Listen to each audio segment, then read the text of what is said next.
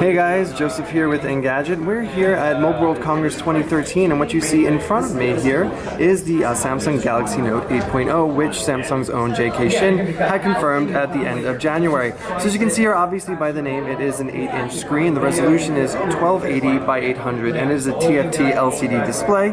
Pixel density of about 189, so compare this to something like the iPad mini, you're getting a little bit 0.1 inch more screen real estate and a bit higher resolution. Also weighs just a little bit heavier at 338 grams when compared to Apple's own small tablet. Bunch of innovations here culled together from the Note 2 and the Note 10.1, but one of the greatest things that Samsung went ahead and improved in its Note line is the S Pen now will control the menu and back buttons on the actual tablet itself, which is a great thing because in the past users would have to actually use their fingers and break up the experience. So as you can see here, it still does that S Pen detection and brings up this page, giving you your access to S Note and whatnot for all those different templates.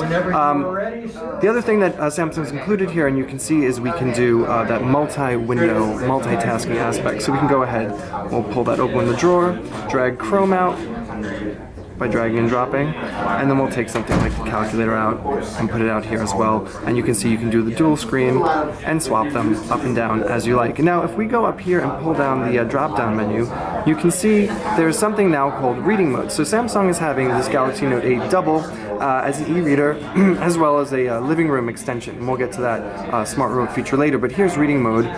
It's enabled right now. Shut it off, turn it back on. It'll prompt you and let you know that the display is being optimized basically for reading, and you can go ahead and whitelist different e-reading applications like Kindle or Nook or whatnot, but basically it's so that the LCD is not burning your eyes for prolonged reading use. So let's just jump back into the home page here, and we'll go to the apps, and we'll try and find Smart Remote. Now this is obviously powered by Peel, but it's a visual programming guide, and it'll pull up your favorites, what's live on television now, and then you can go ahead and once you've hooked that up with your television, of course it works across all different manufacturers, you can go ahead and change the channel based upon what your viewing interest is. So again, this is because the research shows that about 85% of consumers are using their tablets in the living room. So we'll just go back to the home screen here, and you can see, if we just scroll through, this is Android 4.1.2 Jelly Bean with the TouchWiz skin, and inside is the Exynos 4 Quad, clocked at 1.6 gigahertz and buffered by 2 gigabytes of RAM. This particular model is the 3G HSPA Plus version, and a very interesting feature is that you can go ahead and hold it up to your head to make voice calls, although it's probably better if you want to use a headset for that. The US version will be Wi-Fi only, so you won't have that phone capability, and we've also been told that an LTE model is in the works.